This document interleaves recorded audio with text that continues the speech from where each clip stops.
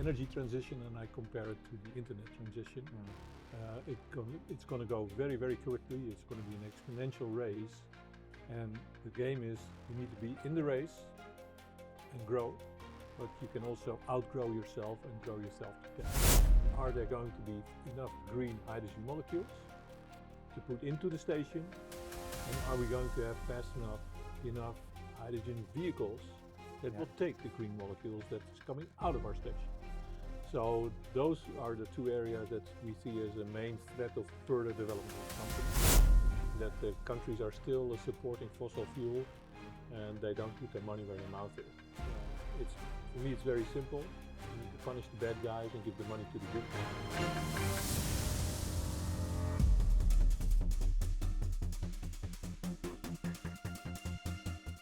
And now let's welcome Rob Castien, a man who's turned the phrase filling up your tank into a hydrogen-powered science experiment. As CEO of Resato Hydrogen Technology, he's the wizard behind those futuristic refueling stations that make your regular gas pump look like a relic from the Stone Age. Ladies and gentlemen, the man who's helping to save the planet one refill at a time, Rob Castien. Rob, welcome. Thank you very much. Great to be here. What technological breakthrough has most improved hydrogen refueling in the past year? Well, let me start a little bit earlier than the past year, but as a company, we come from the high pressure domain, and our company can make pressures up to 10,000 bars. And this is where the real challenge is in hydrogen refueling. It's about 1,000 bars, and for most companies, it's very difficult to get there. And for us, it was actually coming down in pressure. So I think the most important thing in hydrogen refueling is a very deep knowledge of high pressure compression and managing the high pressure afterwards. So how will you allocate? I'm just referring to the last funding that you raised 25 million. How do you plan to allocate these, and what exactly do you plan to do with them? How do you plan to expand? Okay, so what we've done so far until we received the EIB investment, 25 million, great to be supported by the European Union, but we are working on hydrogen since 2016, and until now we have all funded it ourselves, the shareholders, for which I'm one of them. I'm the CEO and one of the co-owners. But we want to accelerate the business, and which we are, and we want to invest the 25 million in additional R&D resources to accelerate our development program and our global expansion. Main focus Europe now, but in the coming years we also looking to expanding outside Europe. Knowing that the refueling infrastructure is growing slowly, where do you see your market right now? Our focus is Europe. We believe that we should take it one step at a time. We are in the energy transition, and I compare it to the internet transition. It's going to go very, very quickly. It's going to be an exponential race. And the game is you need to be in the race and grow, but you can also outgrow yourself and grow yourself to death. So what we've decided, unlike other companies maybe, is to focus first on the Netherlands. That's where we're from. Yeah, of course. And once we establish successful systems there, we are now expanding widely into Europe. And once we have traction in Europe, then only then we will go abroad. What's preventing us from achieving sub 5-minute refueling? Nothing, because we're doing it. Already? We're doing it every day. Wow. So will 350 or 700 bar emerge as a dominant pressure standard? And why? Very good question. Okay, so now let's look at the economics. The cheapest way to refuel a vehicle is at 350 bar with no deep cooling. If you refuel at 700 bar, you need to cool at -40 for passenger cars. But total cost of ownership, the cheapest way to refuel is 350 bars uncooled. So it limits your range. It's the size of your tank then is less. If you refuel at 700 bars, you have twice the amount of hydrogen with you and you can go further.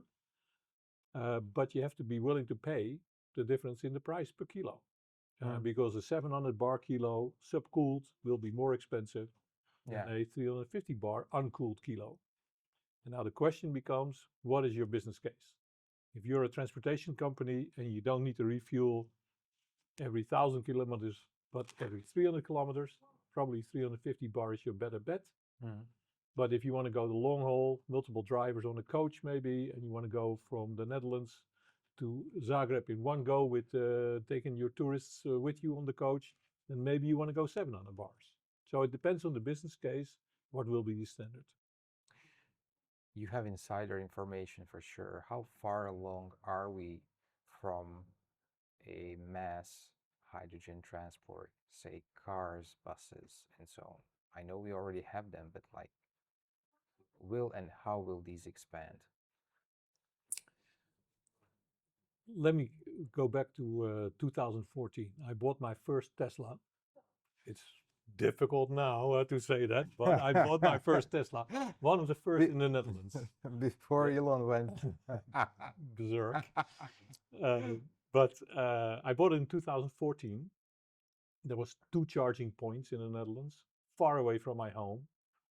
And now if you look, let's say 10 years later, nobody worries about it.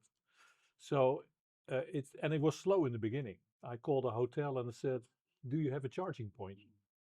Why? Well, I have an electric car, but you can fuel it up. No, that's a hybrid. That's 2014. 10 years ago, this was the status of electric driving. If you project that on hydrogen, in 5 to 10 years, we will see major takeoff. I think in 5 years, but it's going to come with buses and trucks first, and then the passenger cars will follow. But what's truly in steps required for that?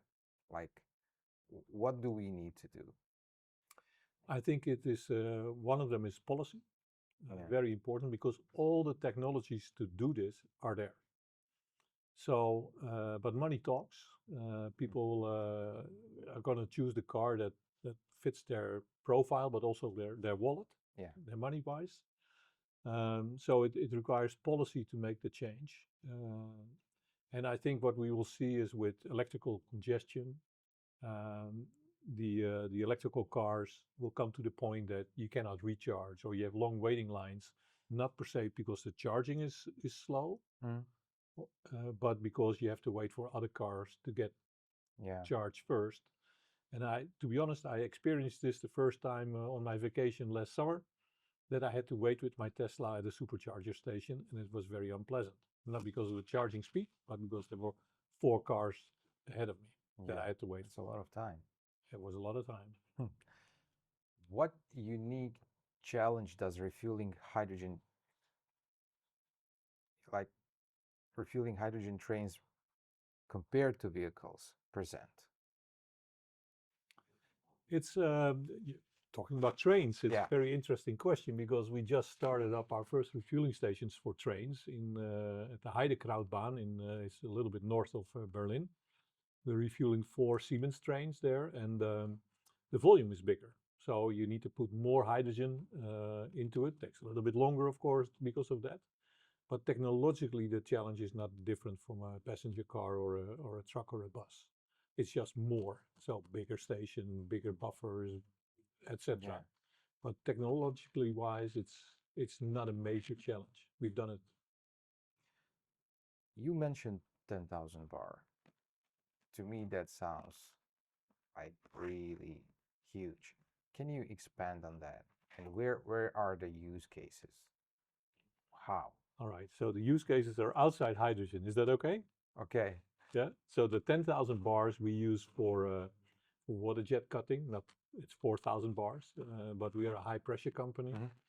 So we use it for water jet cutting, we use it for hose testing, we have autofrettage applications, a lot of high pressure applications.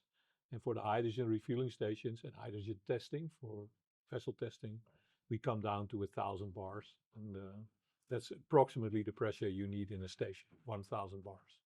Yeah.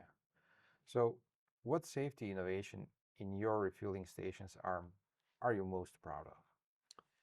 I think what is key is the design of the compressor. It's our own compressor, designed and built by us. And we've designed a compressor. It's a hydraulically driven piston compressor, but there's zero chance of contamination of the oil on the hydrogen side. And that is protecting the fuel cells in the cars and the buses. So the design of the compressor is the thing that we are most proud of. And we've designed it in 2015, 16, and we've never had an issue with any contamination. And that's super important. How does the uncertainty in hydrogen production affect your infrastructure deployment? It's a major issue. I think if you look at the two big threats to our business, it's not a competition or those kind of things. It's are there going to be fast enough green hydrogen molecules to put into the station, and are we going to have fast enough hydrogen vehicles that will take the green molecules that's coming out of our station? So those are the two areas that we see as a main threat of further development of the company. But the trucks and the buses are coming, the cars are there, but not growing fast enough, I think, to really have the deployment of the infrastructure. And we need the electrolyzer companies to come up to speed and deliver their projects. Does the source of hydrogen impact your refueling station design? And what are the key factors that do? Well, if you look at the rainbow of hydrogen that exists from green to blue to gray to pink, red, white, the station doesn't care what hydrogen it is. Hydrogen is hydrogen, and we pump it to the other side.